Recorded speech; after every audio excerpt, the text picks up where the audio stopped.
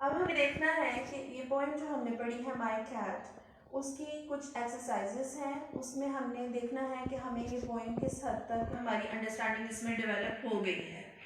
अभी तक हमने पढ़ा माय कैट के बारे में। माय कैट यानी मेरी बिल्ली या मेरा बिल्ला जिसको मैंने रखा, वो किस तरह का लगता है, क्या खाता है, उसकी क्या एक्टिविटीज़ हैं, ये सारी मैंने आपको एक्सप्लेन की हैं। अब बारी आती है इसकी अंडरस्टैंडिंग को डेवलप करने की। अगर आप ये बुक देख सकते हैं, पेज नंबर 10 और 11 पे इसकी एक्सरसाइजेस हैं।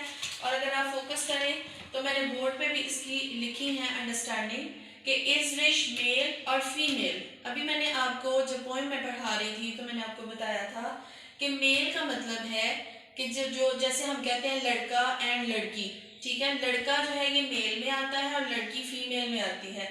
तो रिश के लिए हमने वर्ड देखा था, मेल के लिए ही यूज होता है और फीमेल के लिए शी यूज होता है। पोएम में रिश के लिए जो लफ्ज इस्तेमाल हुआ है वो ही और हिज का है, जिसका मतलब है कि रिश इज मेल, ठीक है, वो फीमेल नहीं है, रिश इज मेल। अगला सवाल हमारे पास जो आता है इस पोएम को समझने के लिए वो है डस रिश हैव हेयर और फर।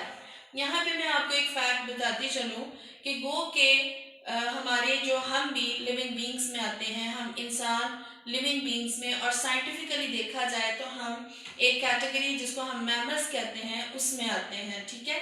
लेकिन हमारी बॉडी पे बड़े थिन से पतले पतले से बाल होते हैं। इवन कि जो हमारे सर के बाल होते हैं वो भी बहुत पतले पतले से होते हैं, मोटे नहीं होते।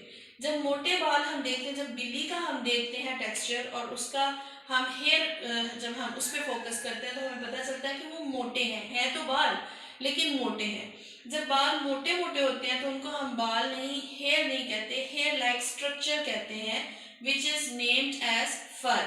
अब रिश चूंकि हमें पता चल गया कि ये कैट है, तो कैट की बॉडी पे आप मुझे बताएं फर होते हैं या हेयर होते हैं? यस, डेफिनेटली कैट की बॉडी पे फर होते हैं, ठीक है। Then comes what does Rish do in the house. घर में रिश की क्या एक्टिविटीज हैं? हमने देखा जब हम पोएम पढ़ रहे थे तो रिश की घर में एक्टिविटीज ये हैं जो पोएम में लाइन लिखी है, जो वर्ड्स पोएम में लिखी है, he hunts and walks about my house. He hunts and walks about my house मतलब कि वो शिकार करता है और घर में चलता फिरता रहता है, एंजॉय करता है, ठीक है। What do you think रिश does outside the house? आपके ख्याल में रिश जब घर से बाहर जाता है तो वो क्या करता है? अकॉर्डिंग टू द पोएम, जो पोएम में हमें जो इसकी गाइडलाइन मिलती है वो ये है कि रिश उसी वक्त घर से बाहर जाता है जब उसने कोई हंट करना होता है किसी माउस वगैरह का, ठीक है, उसे शिकार करना होता है, बिकॉज जो घर है वो साफ सुथरा है और वहां पे माउस नहीं है। Is Rish clever? यहाँ पे भी जरा इस लफ्ज को समझें कि क्लेवर का यूजुअली हम मतलब नेगेटिव लेते हैं। हम समझते हैं कि क्लेवर का मतलब है चालाक या होशियार। यस, होशियार तो किसी कॉन्टेक्स्ट में हम देखें तो ठीक है, लेकिन चालाक लफ्ज सिर्फ नेगेटिव सेंस में लिया जाता है।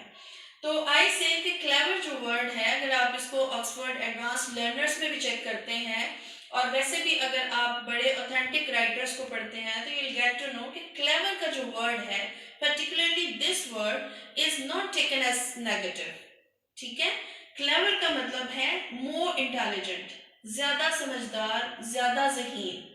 तो ज्यादा ज़हीन जो होता है वो नेगेटिव तो नहीं होता। तो नेगेटिविटी के लिए जो होशियारी या चालाकी या मक्कारी के लिए लफ्ज इस्तेमाल होता है वो कनिंग होता है, वो क्लेवर नहीं होता, ठीक है। तो इज रिश क्लेवर मतलब क्या रिश अक्लमंद है, समझदार है? Yes, he is very smart.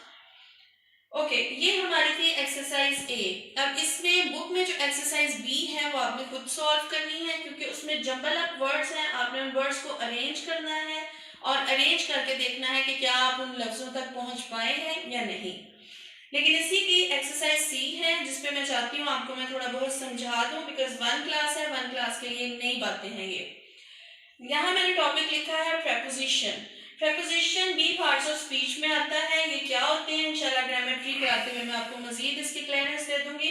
Preposition वो लफ्ज होते हैं जो नाउन्स के दरमियान पोजीशन को एक्सप्लेन करते हैं, जिसमें जैसा कि अंडर किसी चीज का नीचे होना, डाउन किसी चीज का नीचे आना, ऑन ऊपर होना। आप इसका भी मतलब ऊपर के कॉन्टेक्स्ट में आता है। एक्सरसाइज सी भी आपने खुद सॉल्व करनी है।